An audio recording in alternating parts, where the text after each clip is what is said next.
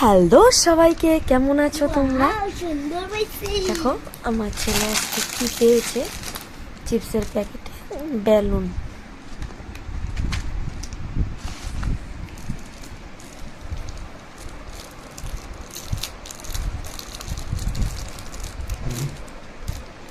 আমি এখন চিপস ভিতরে পাইছি, আশেপাশে আমি পারছি না, সব পাইছি আমি।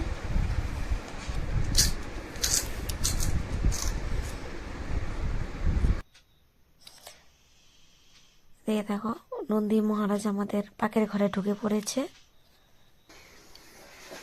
দিকে ছেলে স্কুলে যাবেন, তার জন্য আমি পরোটাগুলো ভেজে নিচ্ছি। আমি এই স্টাইলে পরোটা ভাজি, তোমরা কী কী স্টাইলে ভাজো বলে জানাবো। আমি তো স্টাইলে ভাজি, 3 অ্যাঙ্গেল পরোটা। ছেলেকে খেতে দিয়ে দিচ্ছি, স্কুলে যাওয়ার জন্য রেডি হয়ে গিয়েছে। কারণ দুপুরে এনেছিল পাট শাক, পাট পাটা বড়া ভাজবো।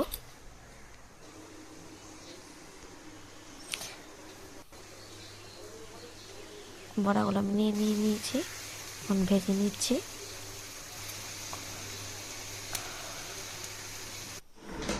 রান্না আমার হয়ে গিয়েছে, ডিমের কারি, আলু কারকল ভাজি আর পুঁই শাকের চচ্চড়ি।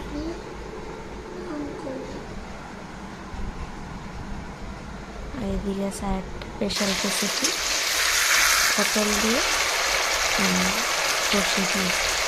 এটা আমার ভীষণ খেতে ভালো লাগে।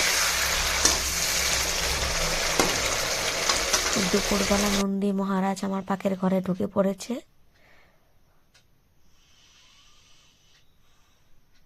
নন্দী মহারাজকে এখন শাশুড়ি মা তাড়িয়ে দিচ্ছে।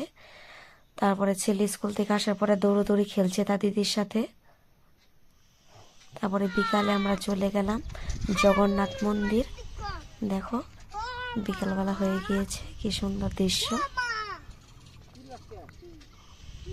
মন্দির থেকে এসে ছেলে এখন খিচুড়ি খাচ্ছে।